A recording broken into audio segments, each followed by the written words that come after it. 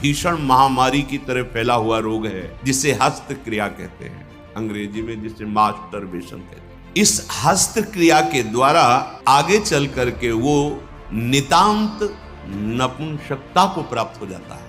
अब चिड़चिड़ा स्वभाव हो गया, एकदम निराश हताश उदास, अब क्या करें, शरीर नष्ट कर दें, वो डिप्रेशन में पहुंचने लगे। हस्त क्रिया से संपूर्ण शरीर ढीला, फीका, दुर्बल, कमजोर और रोगों का प्रादुर्भाव होने लगता है। खड़े भोजन नहीं पाना चाहिए, लेटे भोजन नहीं पाना चाहिए, चलते हुए नहीं पाना चाहिए। बहुत गर्मा गर्म भोजन ब्रह्मचारी को नहीं करना चाहिए। इस महारोग का आना सहज है, पर इससे पिंड छुड़ा लेना बहुत ही कठिन है। किसी डॉक्टर की ना किसी दवा की कोई सामर्थ्य नहीं इसको छुड़ा सके।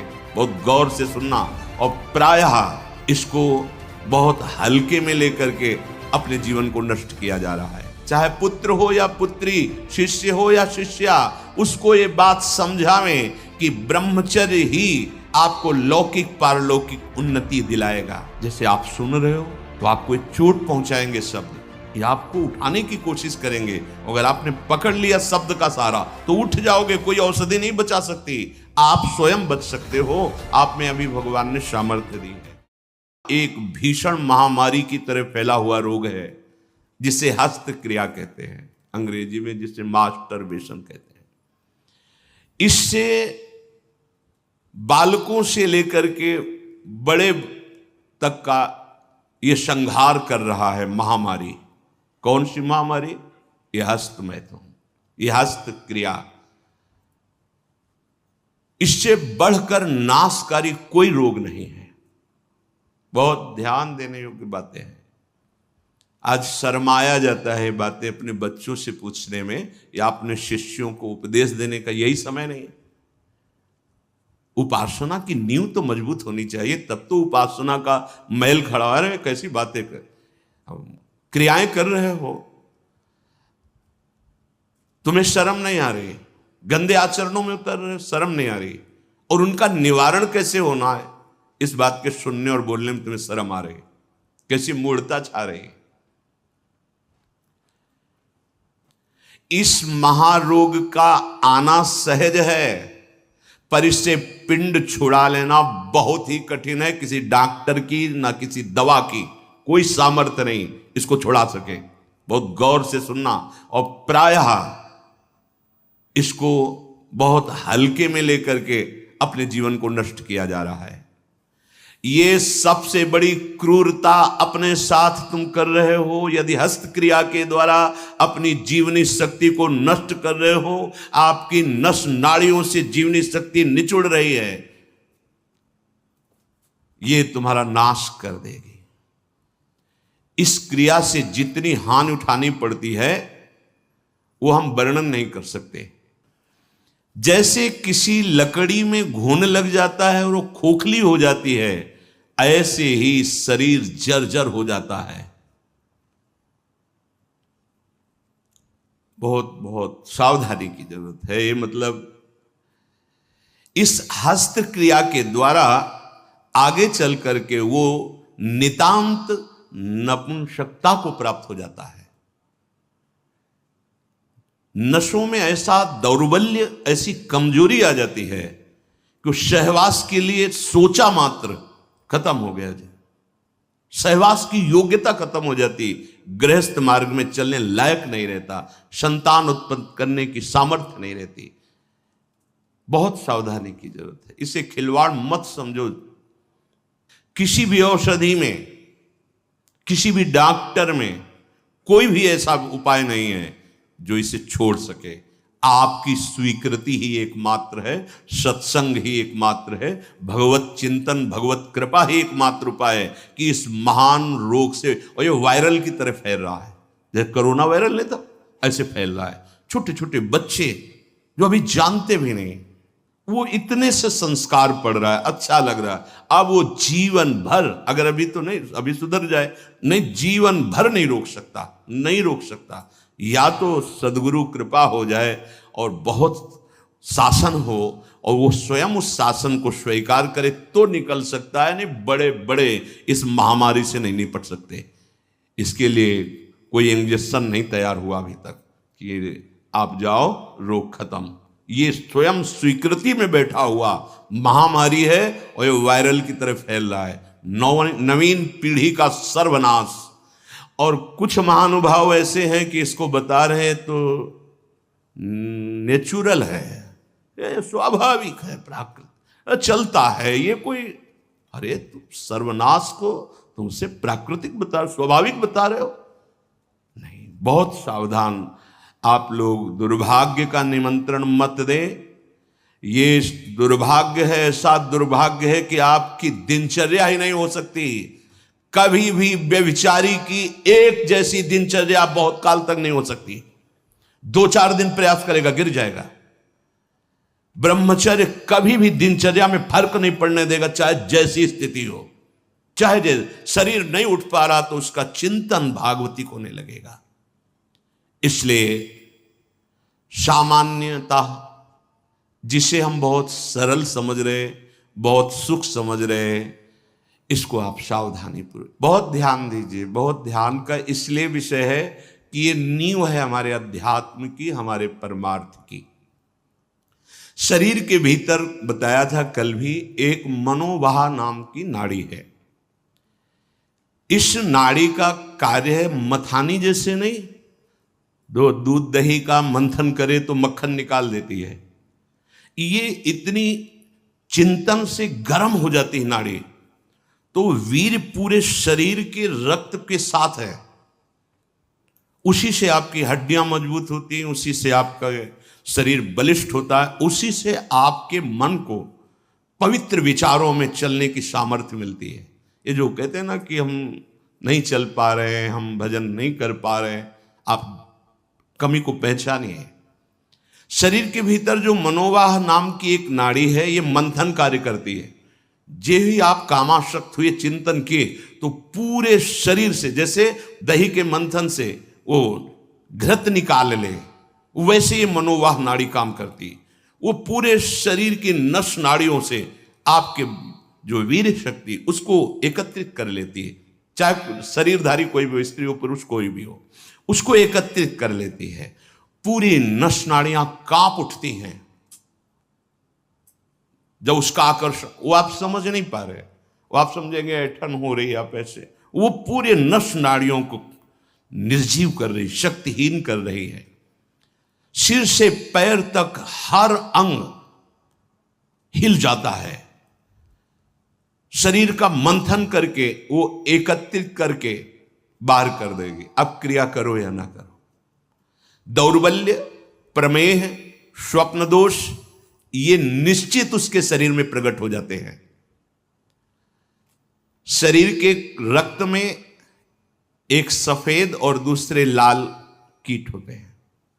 सफेद कीटों में बाहरी आए हुए प्राकृतिक प्रहार, रोगों के प्रहार से लड़ने की सामर्थ्य होती है। जो हस्तक्रिया या अन्य अष्टमैथुनों के द्वारा वीर शक्ति का नाश करता है, तो सफेद कीट ये नष्ट होने लगते हैं। अब जो लड़ने की सामर्थ्य थी प्रकृति से, गर्मी, सर्दी, बरसात, मान अपमान, निंदा, स्तुति और रोगों से, वो क्षीण हो गई। अब चिड़चिड़ा स्वभाव हो गया, एकदम निराश, हताश, उदास। अब क्या करें, शरीर नष्ट कर दें, वो डिप्रेशन में पहुंचने लगता है। समझो, अधिकतर हमारी दुर्दशा हो रही। ध्यान देकर सुनना।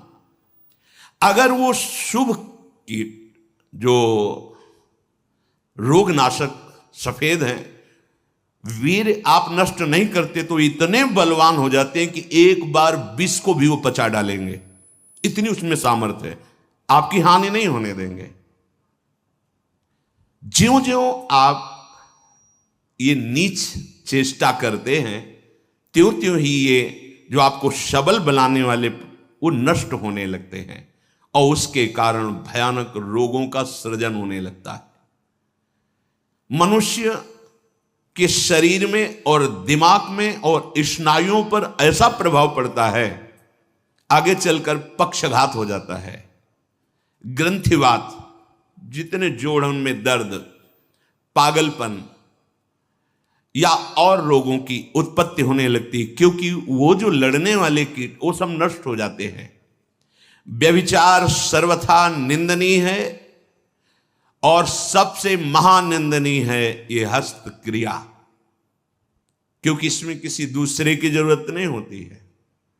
बहुत सावधान, बहुत नीच प्रवृत्ति है इसका। वायरल की तरह, जैसे वायरस होता है वो वायरल हो जाता है, ऐसे हो रहा है, ऐसे जिसको देखो सुख का साधन माने हुए है, नवीन अवस्था अपने को नष्ट कर रहे और प्रमाण उनको मिल जाता है ऐसे बहिर्मुख लोगों से, जो कहते हैं कि हाँ आपका हृदय ठीक रहेगा, आपका स्वास्थ्य ठीक रहेगा, आप दिमाग से एकदम शांत हो जाए। कैसा नीच उत्तर है, कैसा उपदेश है, नाश करने वाला। तस्मात् शास्त्रम प्रमाणम ते कार्या कार्य व्यवस्थितो। आपने वेद पढ़ा है, आयुर्वेद? कौन सी डॉक्टरी ऐसी कहती कि ऐसा करने से आप स्वस्थ हो जाओगे? शास्त्र प्रमाणित, धर्म प्रमाणित उपदेश होना चाहिए। छोटे छोटे बच्चे, नवीन बच्चे जब ये सब पढ़ते हैं और ये सब सुनते हैं, धिक्कार है जीवन को, जो हमारे नवीन पीढ़ी को बर्बाद किया जा रहा है। ऐसे नाटक, सिनेमा, ऐसे उसमें जिसमें हमारी जो संयम की वृत्ति है वो सब नष्ट हो जाए। इस क्रिया के द्वारा सबसे पहला धक्का हृदय पर लगता है। इसका धक्का बार बार लगने से यक्षमा, हृदय रोग और स्मृति का नाश ये शुरू हो जाते हैं। इसे राजक्षमा कहते हैं। यही रोग हुआ था विचित्र वीर्य को। 2 पत्नियों के संयोग में बावरे हो गए, समझ नहीं पाए सिद्धांत को। भयानक हृदय रोग, हृदय का कमजोर हो जाना, जरा सी बात में घबराहट पैदा होना, डर जाना, उत्साहहीन हो जाना, है क्या बात है, एकदम कोई बात नहीं, बेमतलब कल्पना में पर, ये आपके ब्रह्मचर्य नाश का लक्षण है।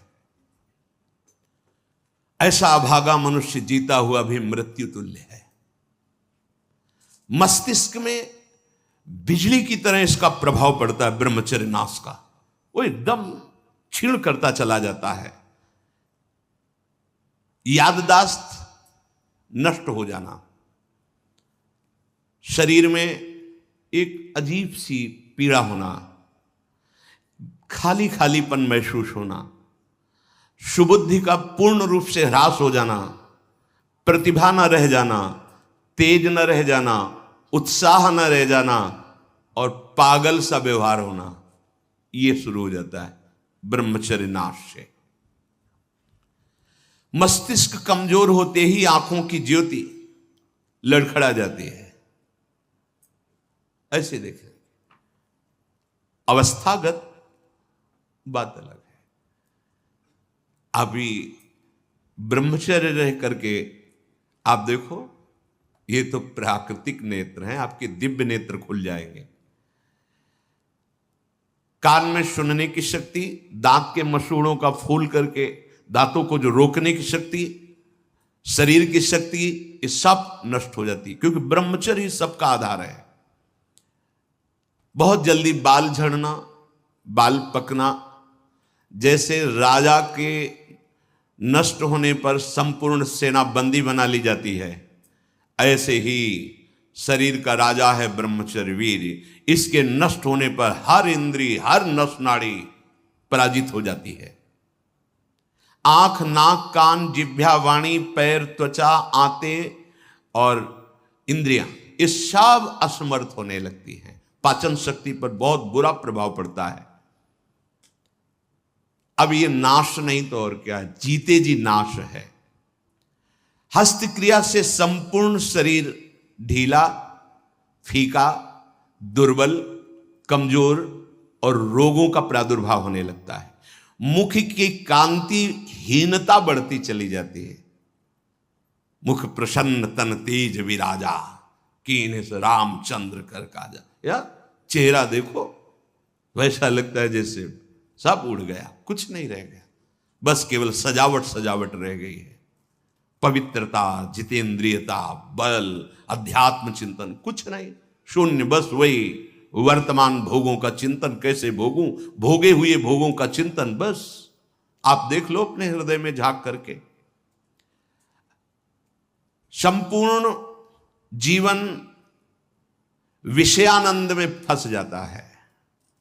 इंद्रिय दुर्बलता के कारण अगर वो गृहस्थ में भी गया तो वो गृहस्थ में भी अपने धर्म का पालन नहीं कर पाता, क्योंकि उसकी जो शक्ति है वो नष्ट हो चुकी है। संतति सुख से भी हाथ धो बैठता है, फिर जो उसको जलन और शोक होती, क्योंकि वो जो कर्तव्य करना चाहिए गृहस्थ का वो नहीं कर, उसकी सामर्थ्य नहीं रह गई।